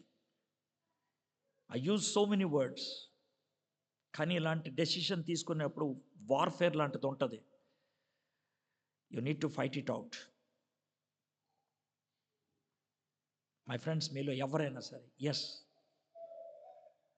I need Jesus, I want him to come into my heart, నా హృదయంలోకి రమ్మని అడుగుతున్నాను. మీలో ఎవరైనా సరే అలాంటి ప్రార్థన చేయడానికి ఇష్టపడితే, you can just show your right hand and put it down. మీ కుడి చేయి ఒకసారి చూపించి దింపేయండి. I would like to pray for you. Thank you, thank you so much, thank you, thank you. Let's look to the Lord in prayer. Also I want to remind you this thing. దేవుడు మిమ్మల్ని choose చేసుకున్నాడు with all your inabilities and with all your inexperiences. మీకు సరిగ్గా అనుభవం లేదు, మీకు సరిగ్గా చేత కాదు, అయినప్పటికీ మిమ్మల్ని ఏర్పరచుకున్నాడు. దేవుడు మీతో ఉంటే, దేవుడికి మీరు అవైలబుల్గా ఉంటే ఆయన పని చేసుకుంటాడు మీ ద్వారా. The only thing you have to do is this: Lord, I'll be with you. That's it. మీరు ఎక్కడున్నా సరే దేవుడు మిమ్మల్ని వాడుకుంటాడు. అందుకని దేవుడు ఇక్కడ తీసుకొచ్చాడు. You tell him, Lord, I will be available every moment. మా దేవ, మా ప్రభువా, ఈ మంచి సమయాన్ని మాకు ఇచ్చినందుకని మీకు వందనాలు చెల్లిస్తున్నాం. కొంతమంది చేతులు ఎత్తి చూపించి ప్రార్థన చేస్తున్నారు. Thank you so much. I believe they are praying honestly and they are praying wilfully. ప్రభా, మరి ఈ 38 years ఇన్వాలిడ్ పర్సన్ నుంచి మేము నేర్చుకున్నటువంటి నెగటివ్ లెసన్ కూడా మా జీవితంలో లేకుండా చేయండి. Yes Lord, you chose us so that we might reach others. ఇతరులను రీచ్ అవ్వడానికి మమ్మల్ని ఏర్పరచుకున్నారు కాబట్టి మేము ఆ విధంగా ఉండగలటకు మీరు మాకు సహాయం చేయమని, ఈ వాక్యాన్ని మా జీవితానికి ఆశీర్వాదకరంగా చేయమని యేసు నామములో అడుగుచున్నాం తండ్రి. ఆమేన్.